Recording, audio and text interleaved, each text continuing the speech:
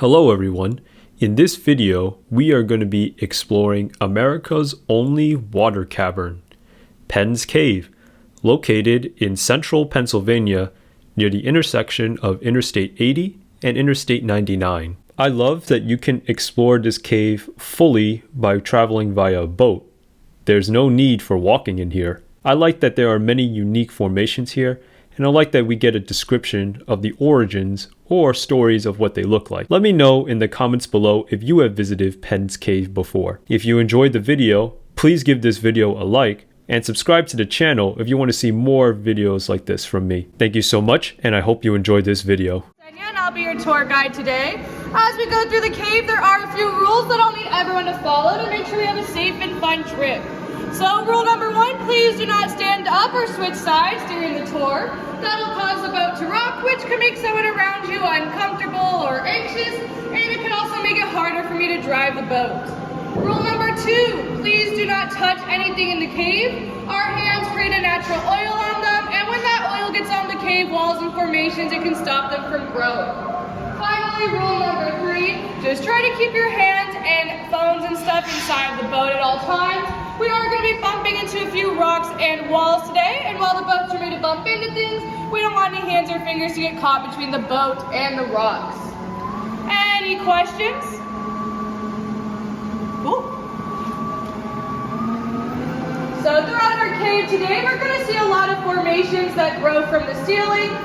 All of these are going to be called stalactites.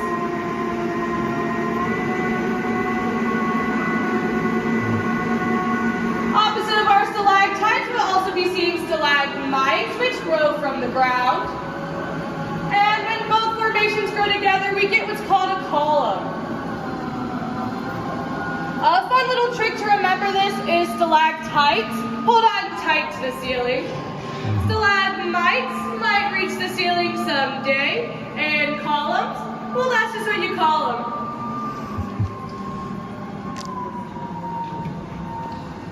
On the left, we have one of our tallest formations in the cave. At about 13 feet tall, we call this the Statue of Liberty.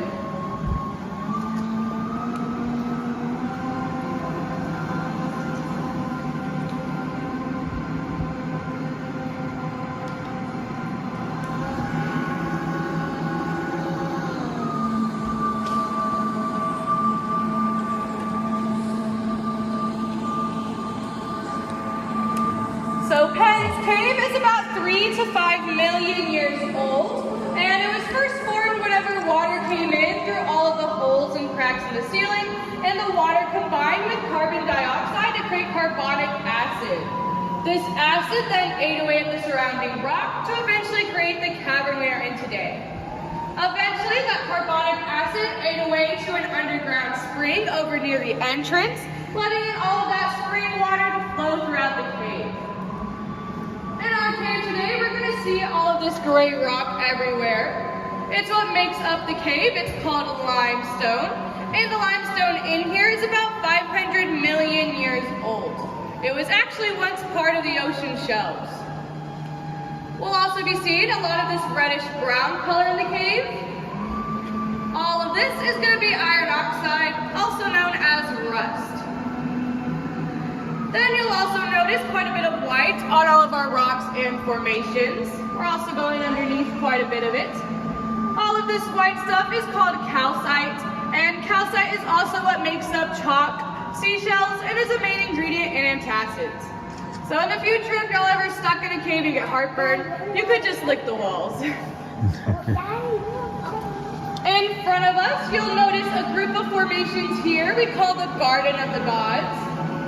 This is named after a similar rock featured in Colorado Springs. So if you've ever been there, I'm sure you see the resemblance. But if you've never been, don't worry, because neither have I. So we're in the same boat. Does anyone have any questions so far about the cave?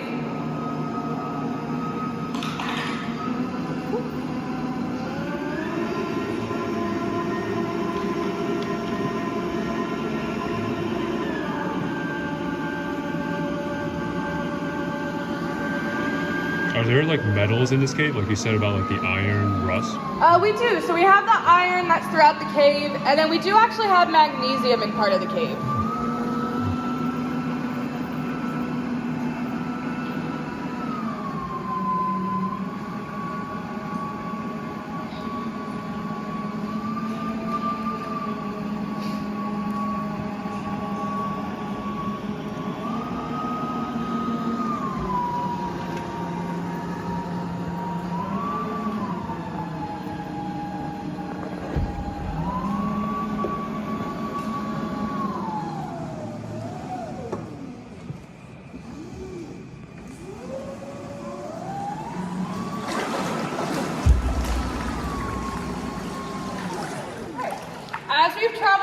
cave so far, some of y'all may have gotten dripped on a little bit, and those drips are what helps create the formations in the cave. So what will happen is water will travel through the ground collecting minerals, and when it reaches the cave and drips, it'll leave those minerals behind. So usually minerals get left up on our ceiling to create our stalactites, or when the drips hit the ground, they'll leave minerals there as well to create our stalagmites. Not all of our formations grow on the ceiling or on the ground though. If y'all look behind us, you'll notice this hole in the wall here. At one point, water was flowing through this hole, leaving minerals behind on the wall here to create what we call flowstone. And this is called flowstone because you'll notice it kind of looks like flowing water or sometimes a frozen waterfall.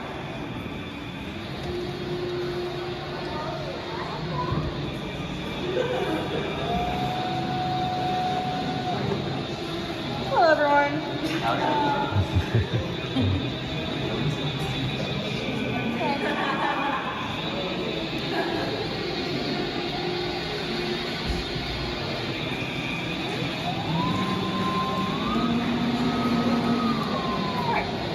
In this room, we do have some fun formations for y'all, kind of like the Statue of Liberty.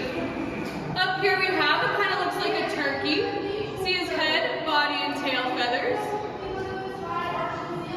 Next to him, you'll notice his friend, the jellyfish. And back up here, we have what looks like a bald eagle on a cliff. So caves are pretty cool because using your imaginations today, you can see just about anything in here. It's kind of like looking up at the clouds. And before we head into our next room, did anyone have any other questions so far about the cave? Why was it called the Statue of Liberty? Did it look like it? It did. It had a little torch and everything. Oh, okay. Yeah. So as we head into our next room, we are going to go between these two rocks up ahead. The boats are made to fit perfectly through this spot as you just saw, but we will be bumping a little bit as we go through, so just remember to keep your hands inside the boat.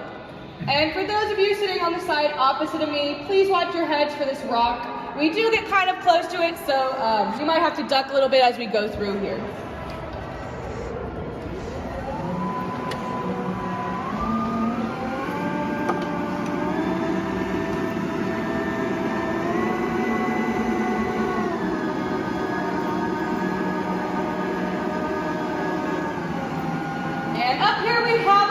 Flowstone formation.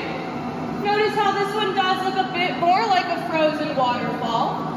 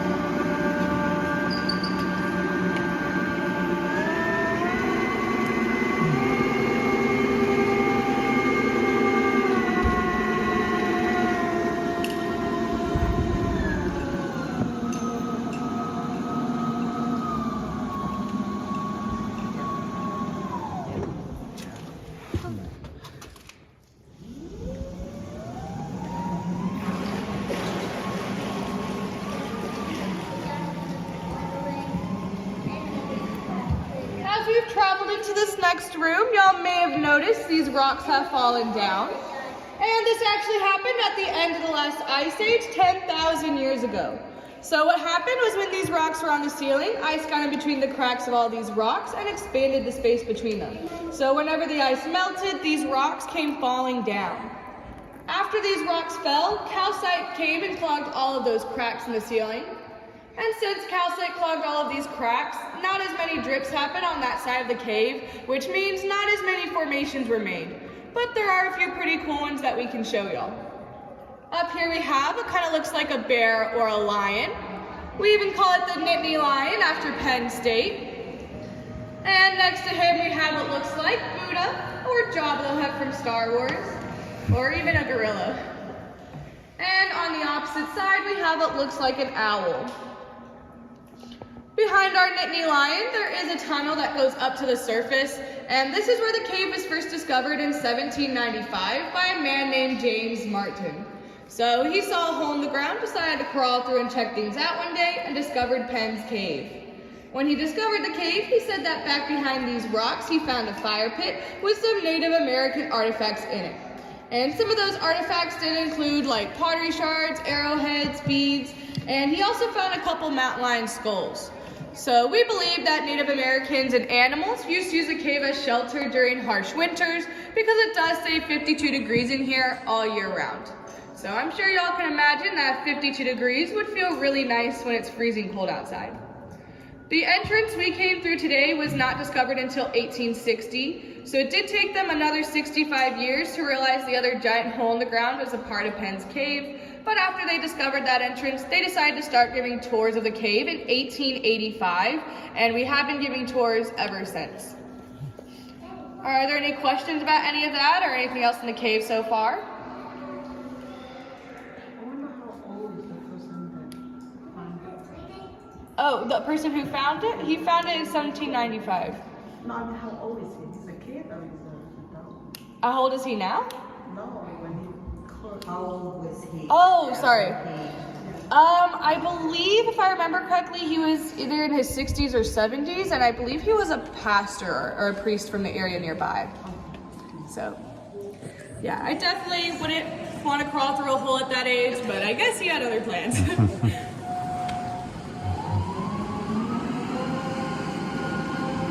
In front of us, we have another flowstone formation. When we first started giving tours in 1885, we would hit this formation with a stick and it would make a ringing noise like chimes. So we call this our chime formation. We do no longer hit this with a stick though because it started to break off at the bottom and we wanted to preserve this for everyone to be able to see. As we go around our chime formation, some of y'all might be able to peek underneath and see how hollow it is inside. Just watch your heads as we go around and remember not to touch anything.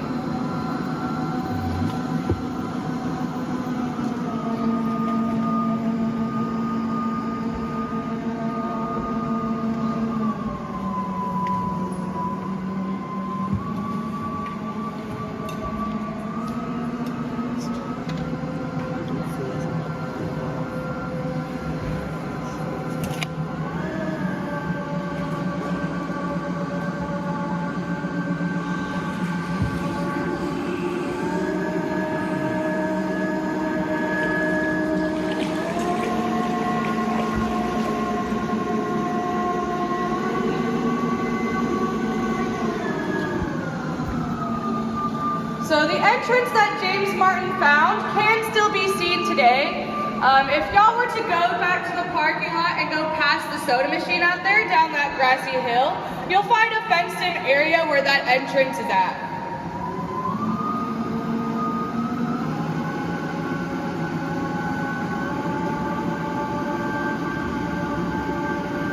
On the right, we have what's called an alcove. These are created whenever the water whirlpools around in this one spot to carve out this part of the cave. And as we get ready to go by this particular alcove, you'll notice it kind of looks like a heart.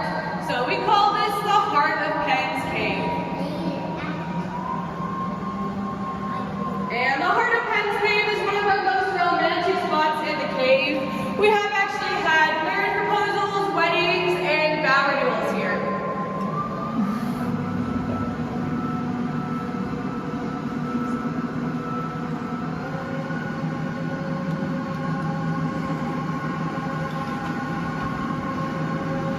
On the left, we have what looks like a pineapple-flavored gummy bear. I don't recommend eating it though, it's probably hard as a rock.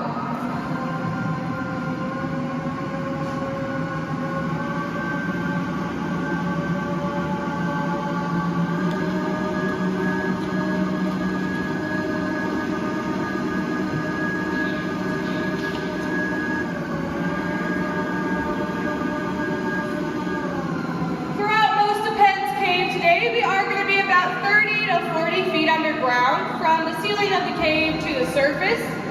But coming up underneath these stalactites, we will be passing underneath our lowest point of the cave, where we are going to be about 100 feet underground.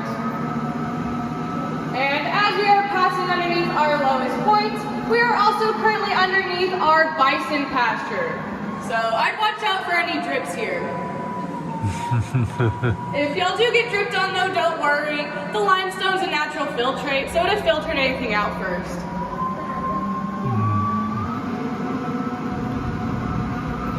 And then you might notice some of the black chunky rock on the ceiling there. And it's going to be all up along this spot of the cave. All of this is going to be magnesium.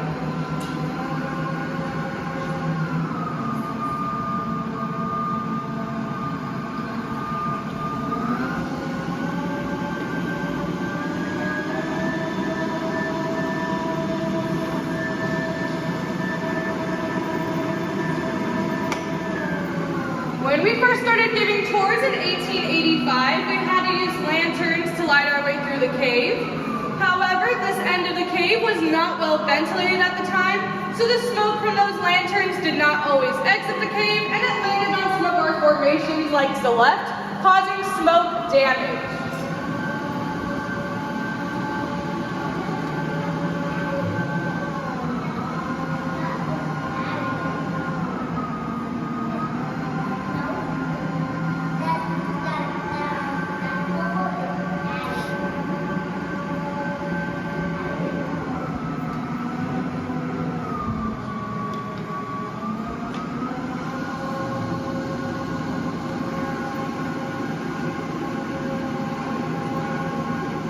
Was the smoke only on that one spot, or is it like also in the ceiling? No, you'll notice it's on several different spots.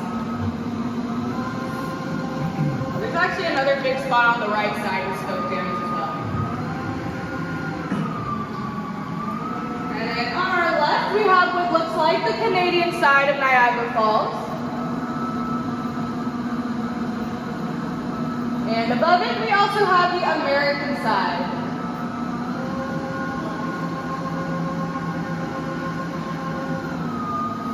Then we also have what looks like the tail, body, and head of a dinosaur.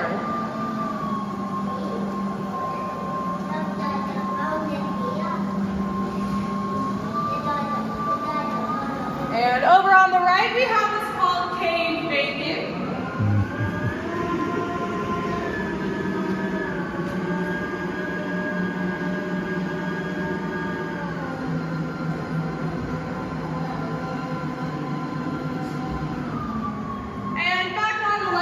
Here we have what are called cave canopies.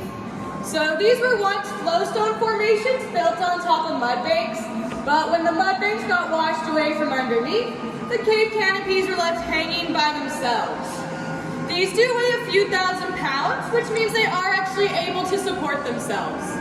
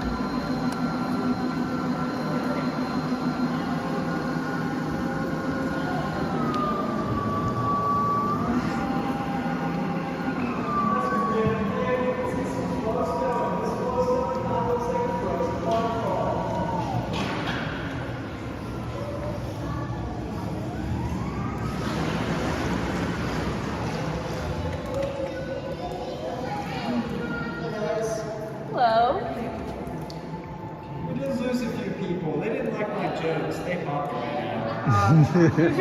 We'll look for them to go out there. Sounds good.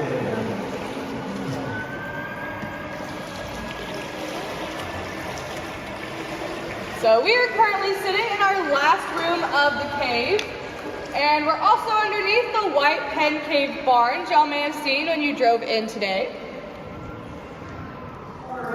And up here to the left, we have what looks like a western sunset.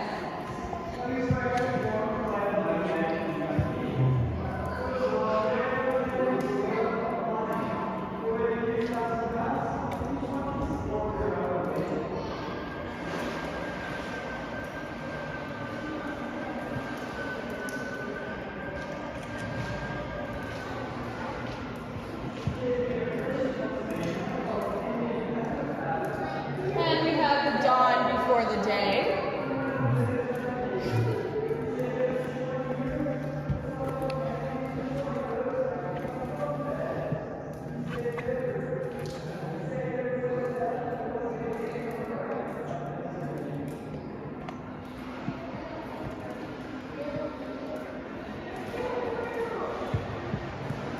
And we got green.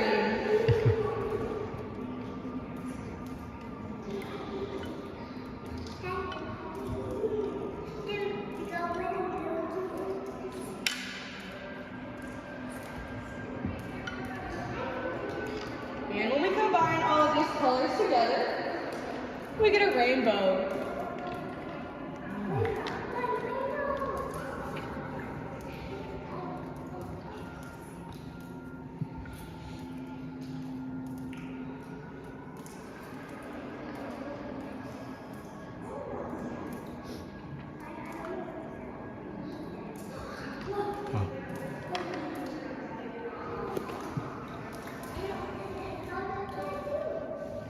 So in front of us, we have a tunnel that goes out to this lake. The tunnel and the lake are both man-made. They were created in 1927 to 1929, so we could put lights inside of the cave.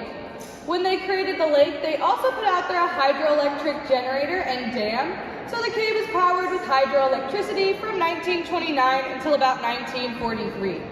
Then at that point, there were too many lights in the cave to be powered that way, so we had to start paying for electricity like everybody else. But before the tunnel was created, the water used to naturally exit over on the right through an underground crack in the cave wall. So the water would exit here and then make its way out towards Penn's Creek.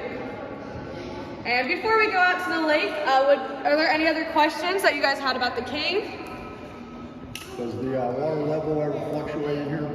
It does fluctuate, probably not as much as it used to because we still have the dam out on the lake, but when we do get a lot of heavy rainfall or like when the snow first starts to melt, it does seem to rise a lot in here.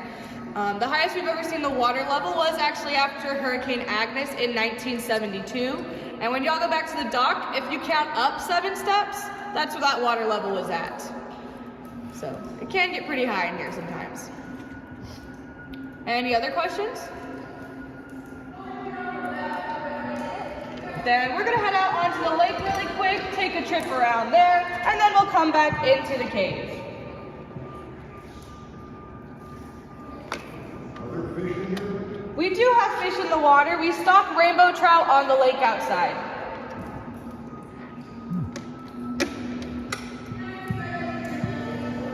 And as we go through the tunnel, the boat might bump a little bit, so just remember to keep your hands inside the boat.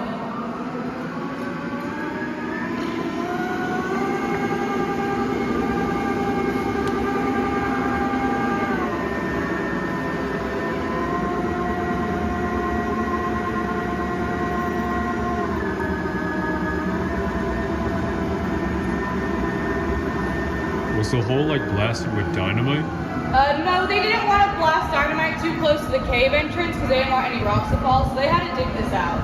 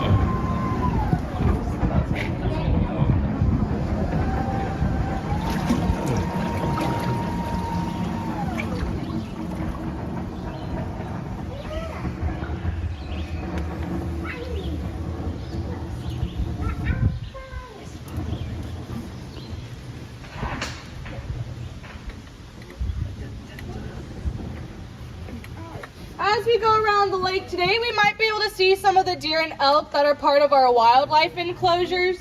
And then we do also get wild ducks and geese, so we might see some of those out here today too.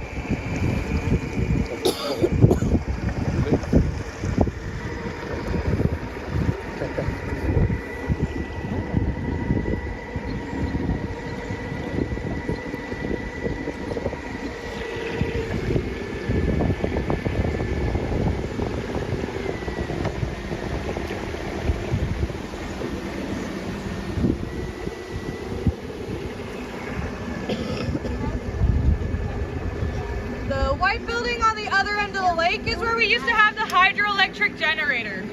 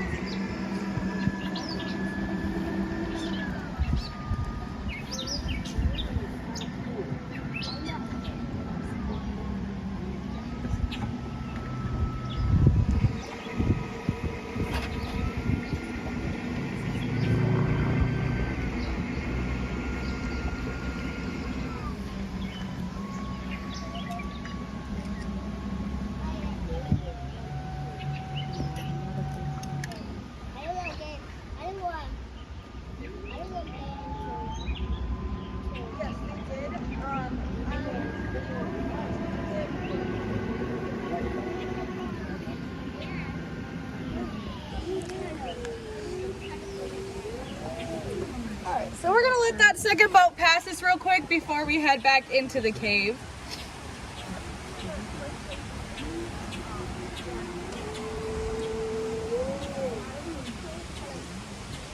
Where do you normally see fish? In the water out here. Oh, they're normally in there? Yeah, the water's usually a lot clearer, but because of all the rain, it's gotten a little more muddied up. Oh, okay.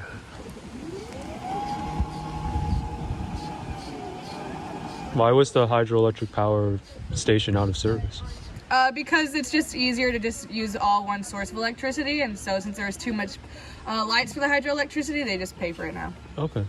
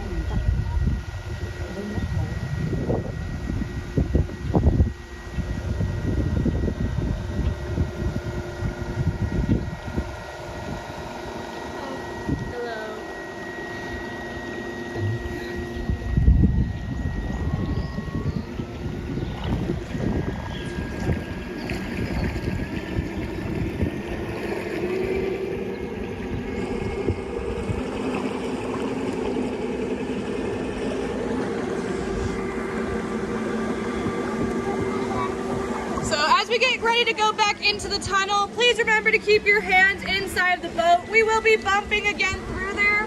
And if y'all are on my side of the boat, there is a rock in the tunnel that sticks out that we call Headache Rock. So please just watch your heads and I'll try to point it out as we get closer.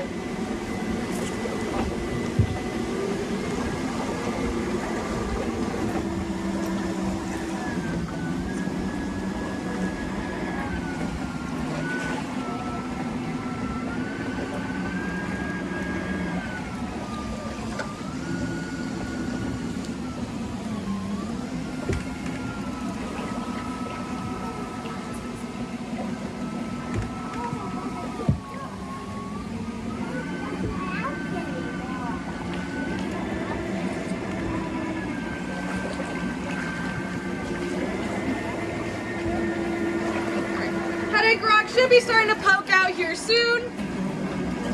There it is.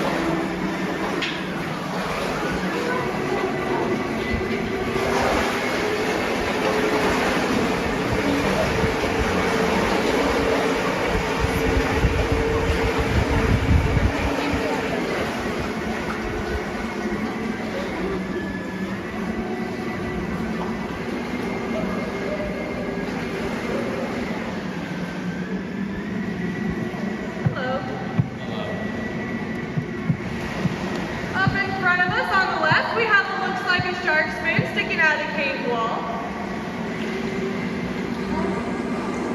Next to that shark's fin, you'll also notice some shark's teeth after dinner. That bloody look is going to be a mix of iron oxide and water.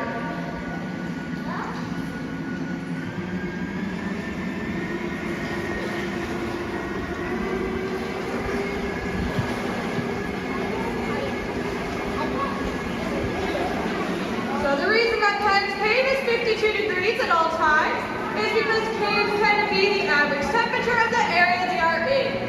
So for Pennsylvania, that's about 52 degrees. But that also means if you were to go to a cave in the south where they have a lot higher and warmer temperatures, the caves there are going to be much warmer than the ones we have here.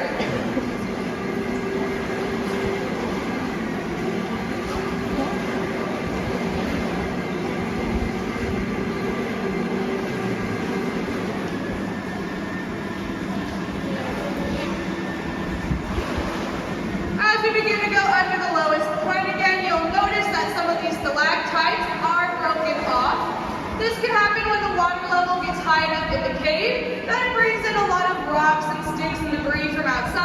with enough force, it can push and break off these stalactites.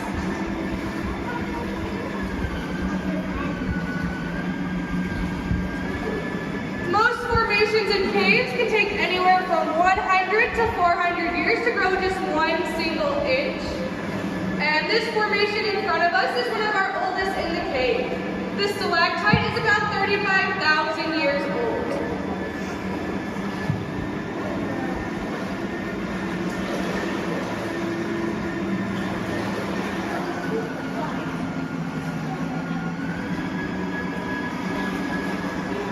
So we do get bats in our cave in the winter months. They come in to hibernate. And we usually see little brown bats, which are about the size of your thumb, as well as big brown bats, which are about the size of your fist. So both species will come in here, and we'll get about 1,200 of them each year.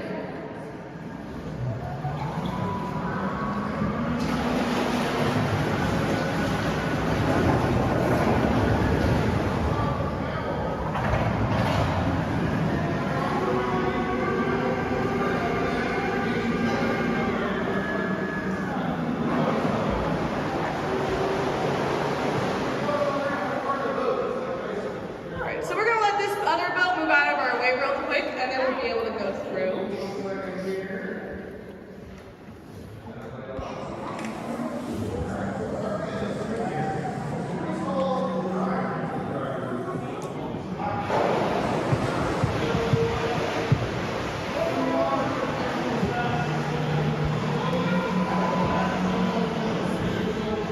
Did anyone have any other questions about the cave while we were waiting?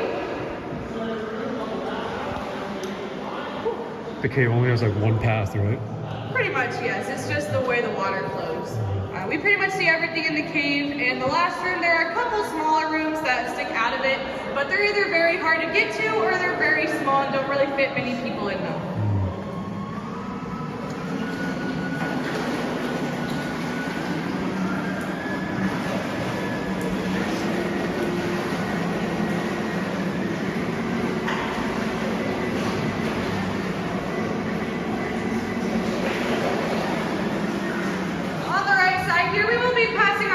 Formation again. We don't get quite as close to it, so you get more of an outside view this time.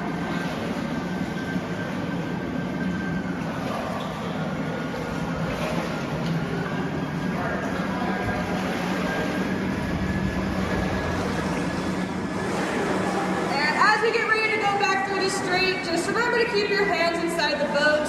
We will be bumping a little bit as we go back through here.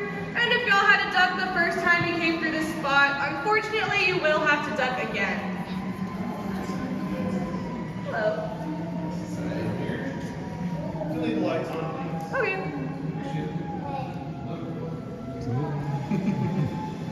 Alright, so just watch y'all tap that rock up in front of us, and then we will be bumping on the right side a little bit.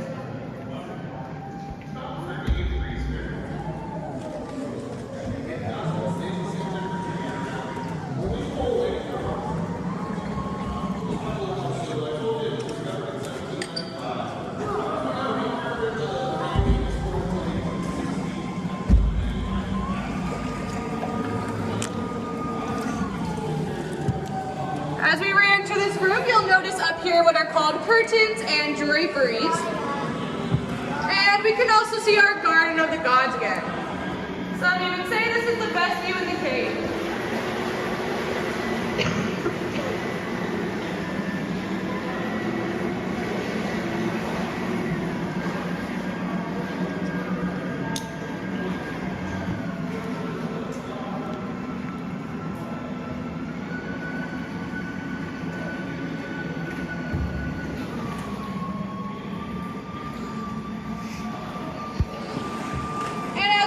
To the first room, you'll notice these high arching ceilings. For that reason, we do call this the cathedral room. We have actually had wedding ceremonies in this room before, and we usually do the ceremonies on the boats. We don't want anyone to stand in the water and get cold feet. How deep is the water? The water is about 3 to 5 feet deep.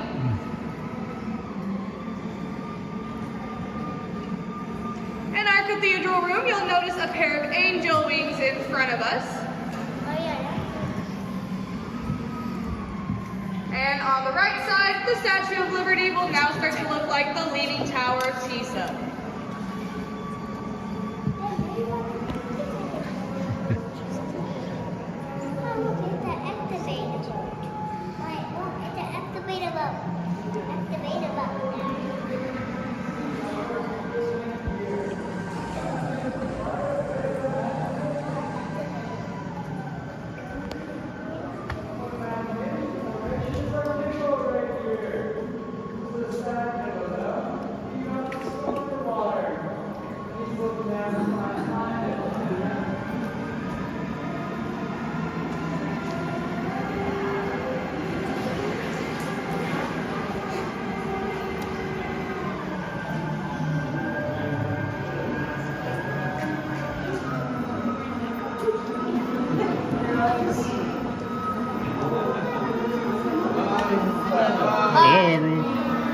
Hello, everyone. On the left, we have what looks like a hippo swan diving into the water.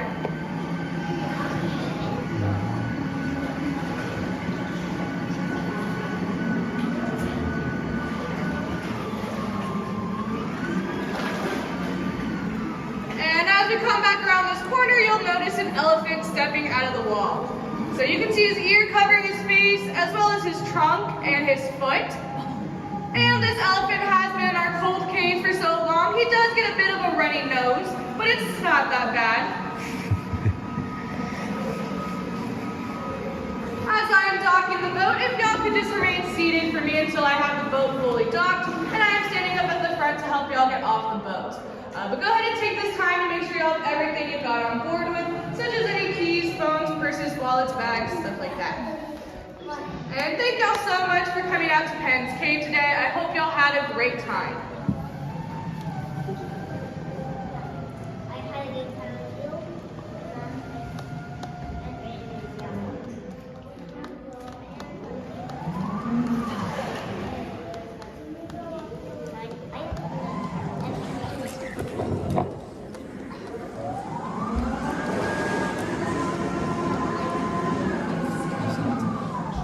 If everyone could please point their knees towards the dock for me so I can finish docking the boat, that would be perfect.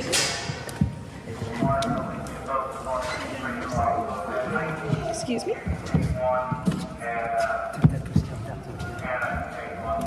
Roger that.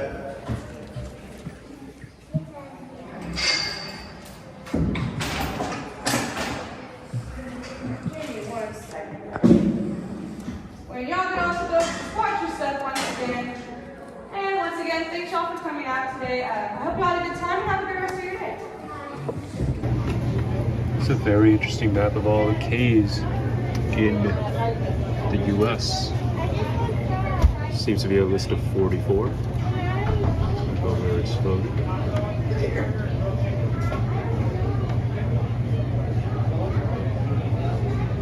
Penn's Cave number 16. House Caves near us, New York. 15. For extra fun while you wait for your next tour or before you leave for home, try Prospector Pete's Gemstone Tiny. Just purchase your bags from our selection inside the visitor center and take them to the sluice, where you'll feel like a real miner as you uncover what's hidden inside. 43 is right here. You'll also get to Crystal choose Cave, what you Wisconsin. buy. Lincoln Caverns and Whisper Rocks, Huntington, Pennsylvania.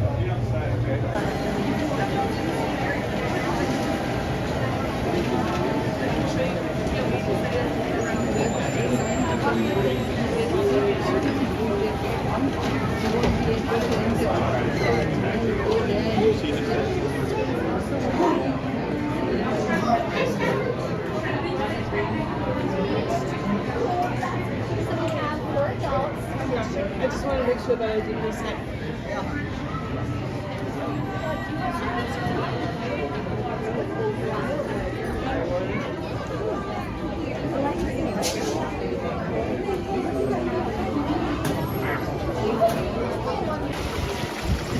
It's at Penn's Cave, Prospector Pete's Gemstone Pen. Looks like a bunch of water is coming in here. All the way down here.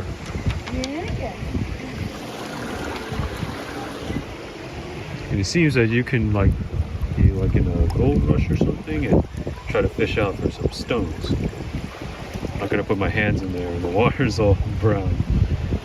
But this is what it would look like. Very interesting.